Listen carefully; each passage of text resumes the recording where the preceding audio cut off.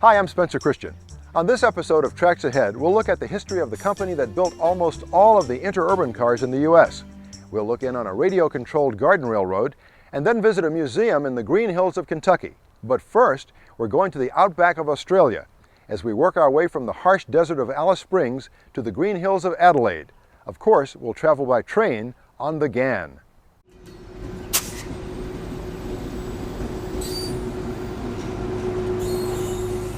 Through the core of Australia's red centre runs a train, the Ghan.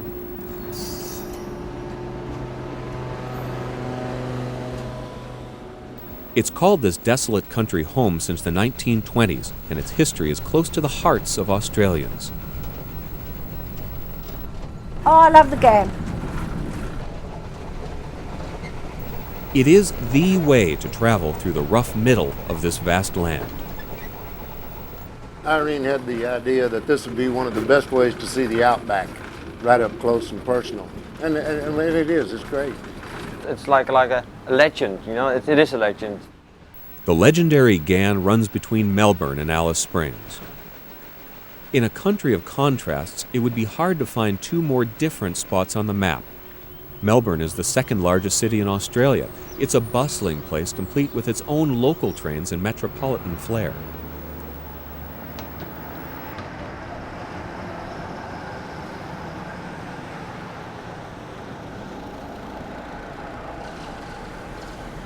Alice Springs seems a world away.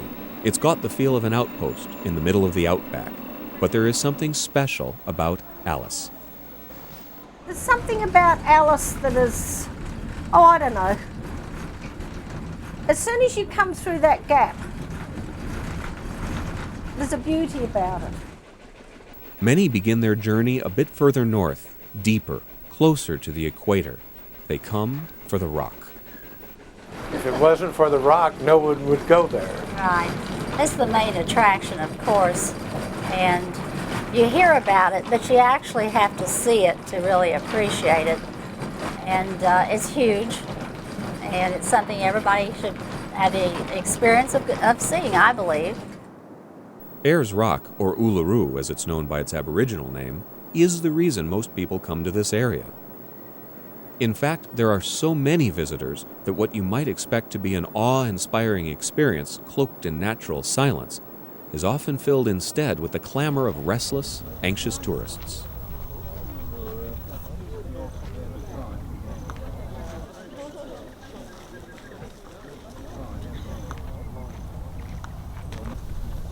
But the experience is unforgettable and magnificent.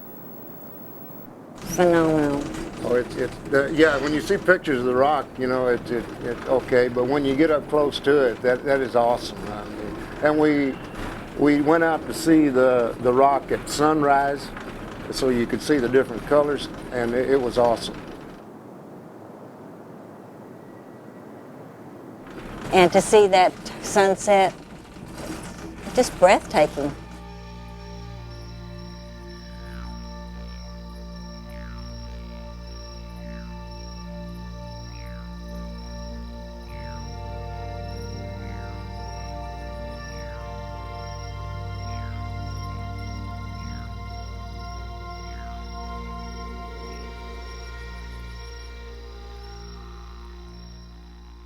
They say 40 shades of green in Ireland. Yeah. I saw every bit that many shades of red at Ayers Rock. It's fantastic.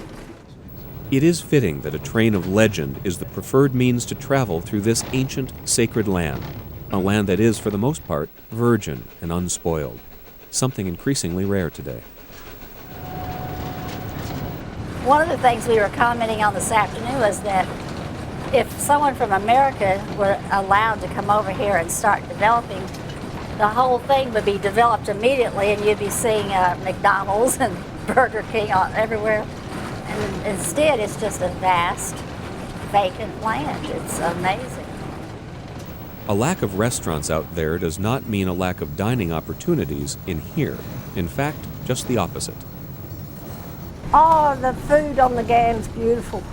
Ladies and gentlemen, those guests travelling in our gold service section of the train, holding the sunset meal sitting reservations, could you kindly make your way to the restaurant as your dinner is now ready to be served? We had kangaroo last night. It's wonderful. And we had high hopes of seeing some kangaroos, and we actually did see some.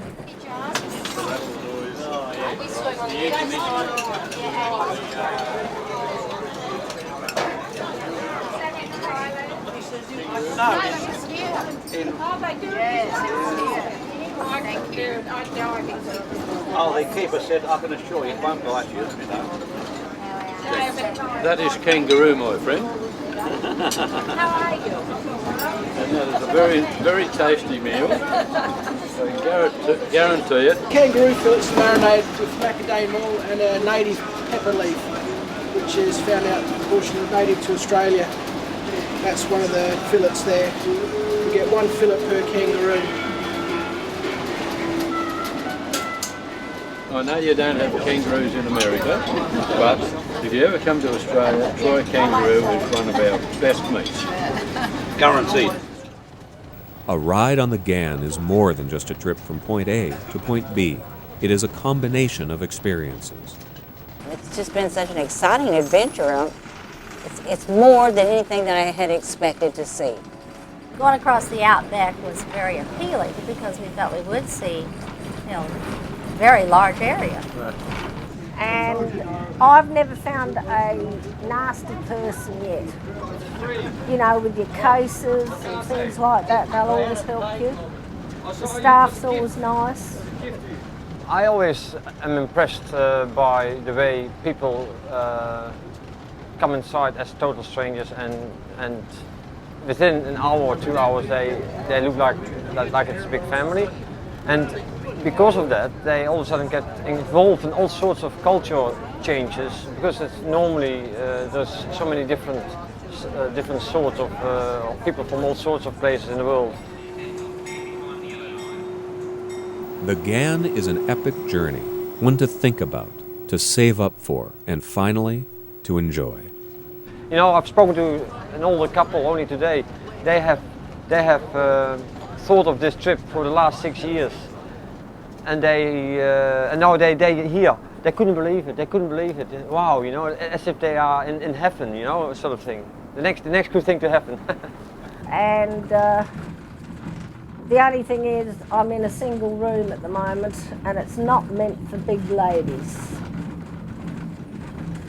Little ladies, yes, but not big ladies. There is always room on the Ghan, room for everyone. And if it ever does get a bit snug inside, there is another world outside, as open and limitless as your imagination. The outback seems a place without bounds. The Ghan is your point of entry.